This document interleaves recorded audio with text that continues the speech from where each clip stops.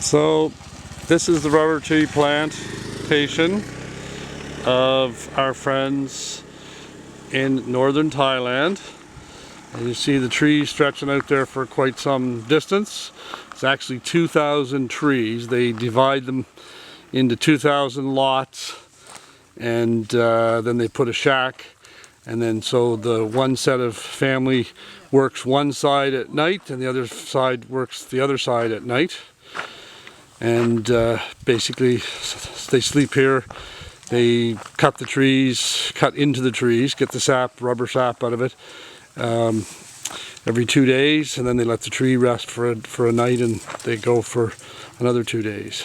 So this is our friend Noi, and she's going to show us how this is done. It's normally done at night. She's just doing it here in the daytime for me, but apparently it flows better at night. So they just basically take a little bit of that bark off from the night before, just enough to make it start the rubber stuff from coming out. I don't know what the proper term is, I'll call it sap, but the rubber sap comes out and then it flows down the nozzle, very much like the maple syrup in Canada.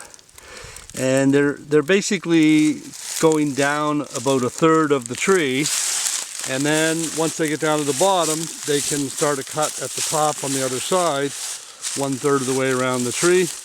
The trees are 8 years old before they can start doing this, and they can actually do it till they're 50 years old. So by the time she gets down to the bottom of this one and then does the 1/3 around the other side, that first 1/3 will have regrown, and you can actually start doing it all over again. So you'll see that dripping down, and that'll drip down for about an hour and starts to fill up that little bucket down below.